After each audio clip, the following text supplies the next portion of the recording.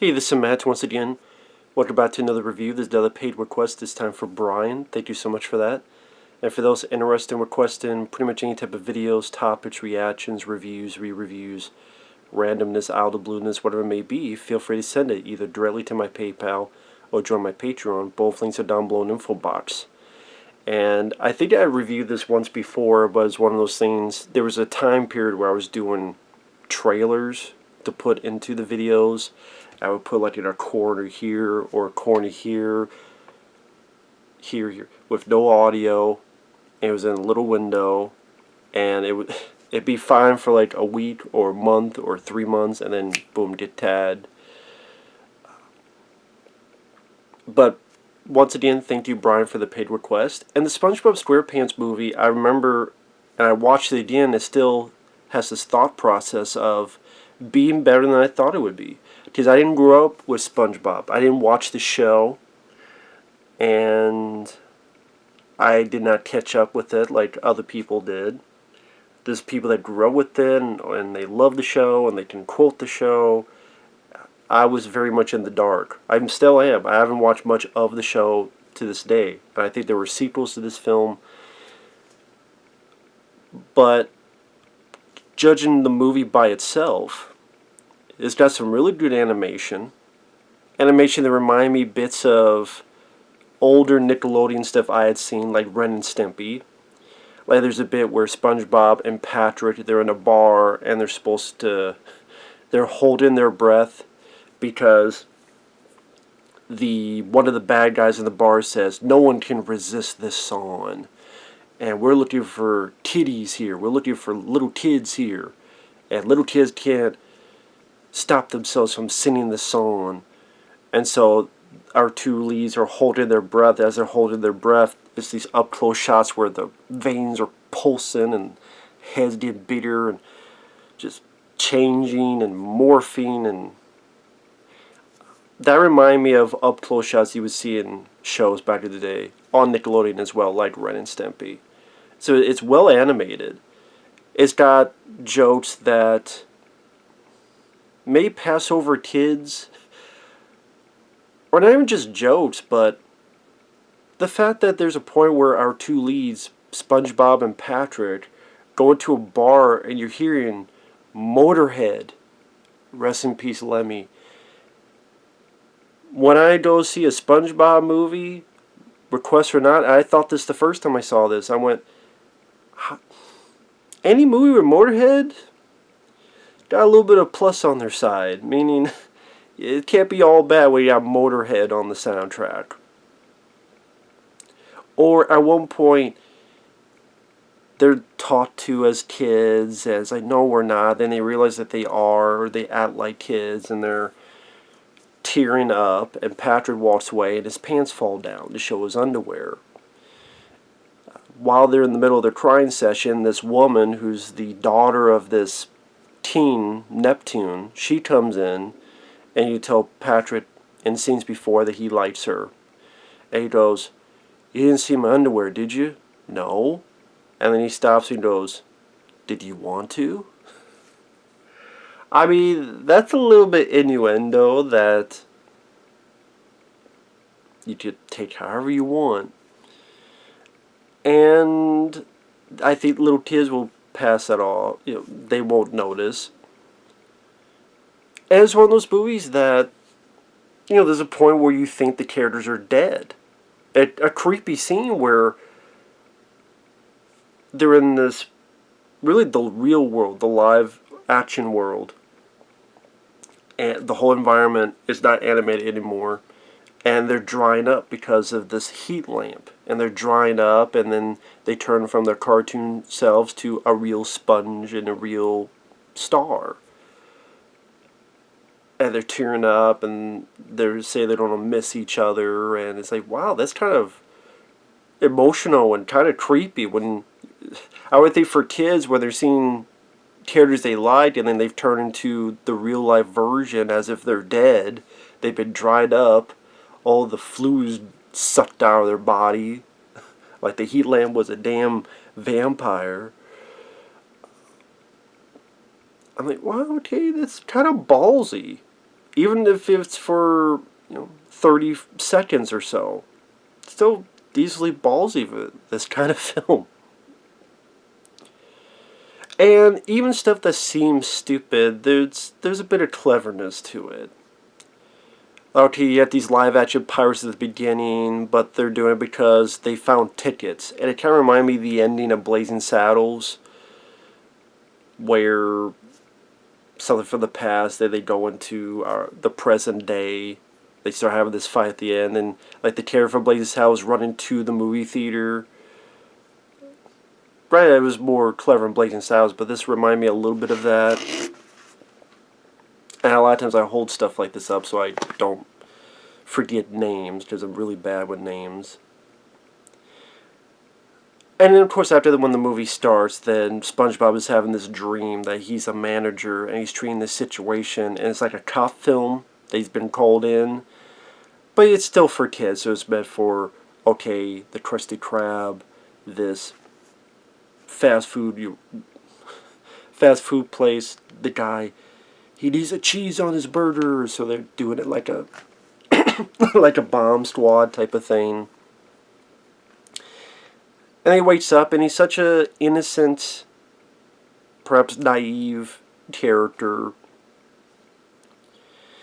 And again, the way they animate the world, the way they, I don't know if world building is the right way to showcase it, but like how does someone underwater shower? Where is the soap? Puts it in his mouth, puts the hose in, body blows up, soap goes everywhere. You think this thing is toothpaste for his teeth, but instead it's to wash his eyes out. I think I remember saying this the first time. I remember people like Markiplier. Markiplier is a YouTube guy. Big YouTube guy. Playing video games, stuff like that. I remember a long time ago he would say this thing called, "I'm a goofy goober. Yeah. I'm a goofy goober, yeah." I'm like, what the hell was that?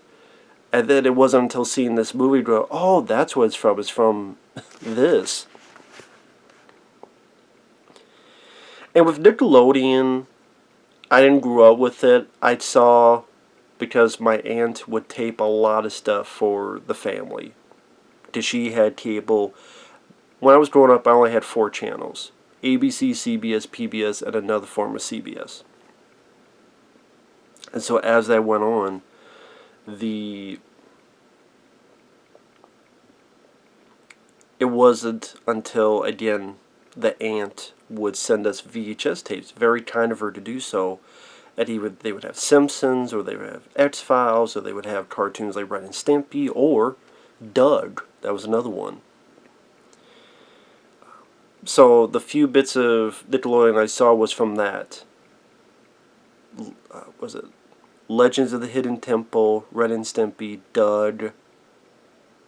There might be a few others that I can't remember off the top of my head.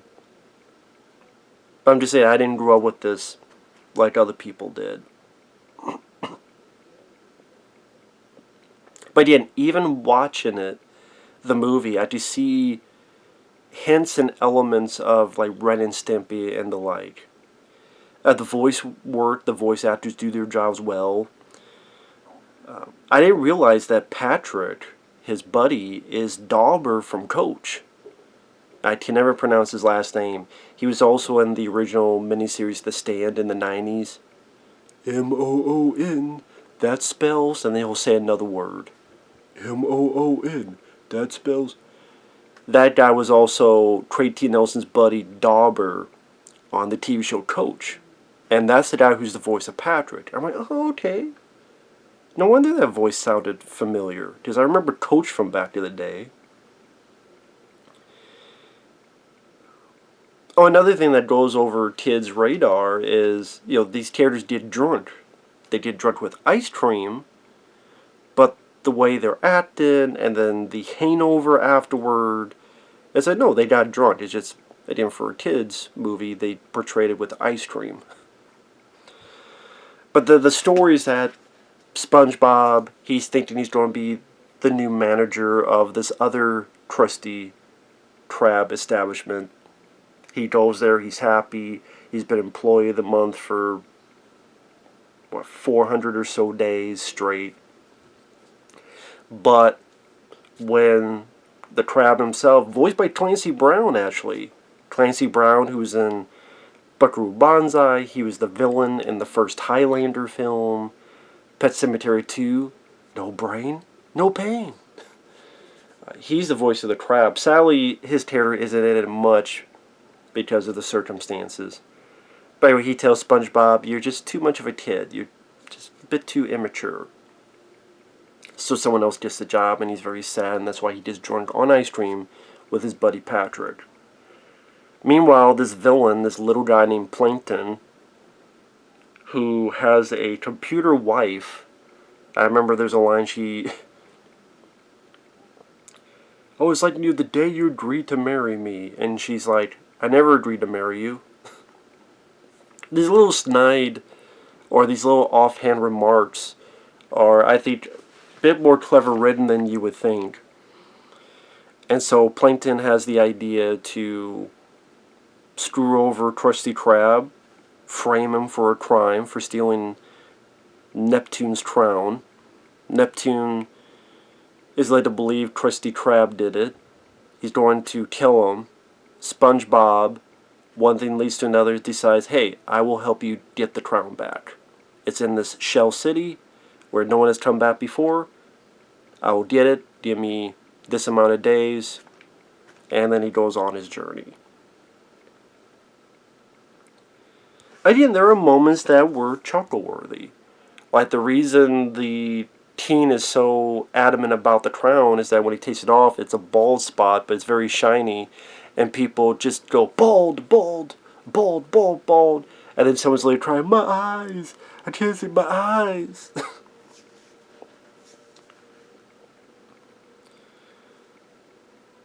Or like there's a bit when SpongeBob and Patrick, they're driving, and they meet these like two hillbilly fish. I mean, I don't know how else to put it. They said, well, you won't last this many seconds. As soon as they go over the boundary, they get carjacked. They go, so was that 30 seconds? Well, that was actually like, I don't know, 40 seconds, 50 seconds. Ah, we beat you! And then, they celebrate, and there's that naivete, that innocence, that I would assume is why a lot of people liked those characters. I say the animation is very solid, showing all the different environments of this animated world. It's short enough film that it doesn't overstay its welcome. It goes by a pretty quick pace.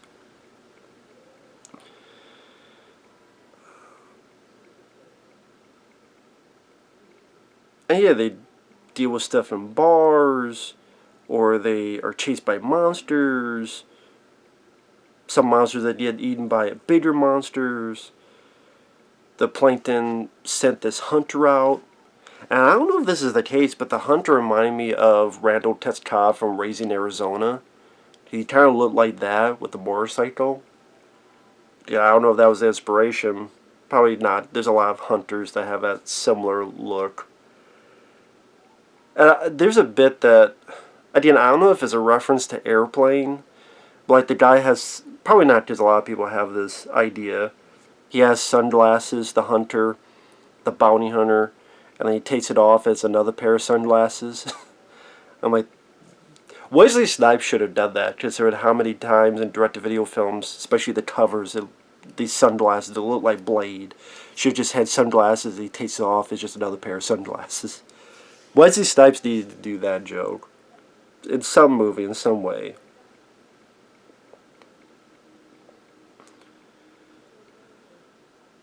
And it leads to all these little bits here and there going through to get to Shell City. Until ultimately there's this actual person in a diving suit that takes them. They're in the real world. They see all this real dead sea life. And the guy will dry them out and put like googly eyes and stuff on it. They're about ready to die. It seemed like they died. And the crowd, the pirates and stuff, they're pissed off. They're angry about it. But thankfully our characters survive. I thought this was actually another nice little detail is that not only are they alive, but at least two sprinklers getting set off, and all of the sea life is alive. I thought that was a nice little addition, because as a kid, you may subliminally look at all this other dead fish and dead stuff and be, oh man, like these all these other characters are dead. But I like the idea, not just them, but everybody else. When they get this water, they start shaking, then they turn to cartoon versions, and then they get revenge on. That's a little detail that could have been missed. I thought was actually pretty smart of the writers. Because it could have been the two main characters are alive, they leave, and yeah, the back of your head, you're seeing all these other dead. It's like, oh, well, that's too bad. Like, that one's dead, that one's dead. They didn't have to put the idea of all the other animals coming back to life as well because of this. And it also gives a nice addition for our lead characters that, without the movie shining a beacon on it, showed that they accomplished something. They saved all these other animals' lives. They didn't preach it, they didn't build up on it, but again, a subliminal thing of another showcase of these two being heroes, inadvertently or on purpose, whatever the case may be. Again, a lot of those details can be missed, and I thought that was a nice addition. And you also have a nice cameo by David Hasselhoff, playing up a bit of his role from Baywatch. Which again, I'm sure little kids are like, who the hell is that? Because I would think, would little kids know who the hell David Hasselhoff was at this time in 2004? I mean, little kids are not going to know about Knight Rider or Baywatch. Well, maybe some kids will know Baywatch, but I think that's something that maybe a little kid go, okay, here's a nice human that wants to help out. But then parents or older brothers or whatever go, oh yeah, I remember Baywatch. On the side note, I didn't even watch Baywatch. I've seen clips of it. I know the theme by Jimmy Jameson. I know David Hasselhoff and Pamela Anderson was on it. I am ready. And it's still better than that stupid movie with Dwayne the Croc Johnson. I like Dwayne Johnson, but when he keeps starring in bad movies, I'm going to keep calling him the Croc. And Baywatch was a crock of shit.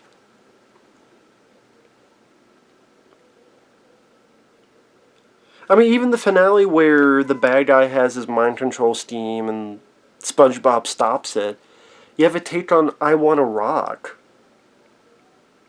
Of course, SpongeBob does it his own way for kid version, but so I remember that. I wanna rock, rock, dun, dun, dun, dun, dun. Even my neighbor's roosters are happy about it. They want to rock as well. Even spoiler alert, super spoilers, I like they play on the cliche of, oh, good job, SpongeBob, you saved the day, I'm going to make you manager. As a, oh, wait, I know what you're going to say. You're going to say, you know what, I don't need to be manager because I'm happy with who I am. And SpongeBob is like, are you kidding? All right, yes, I'll be manager. Because that's a cliche that, well, what you really wanted, it's not really what you wanted. It was the journey, or it was this and that. And SpongeBob's like, what the fuck? What you talking about, Willis? What are you talking about? No, I do want this. Yes, I did want this manager job. Thank you. And I thought that was, again, a nice little take on that cliche. And I don't really have a lot of issues with it. I mean, it's well animated. It goes by a fast pace. It's fairly short. Doesn't overstay its welcome. There wasn't any big bar fart jokes.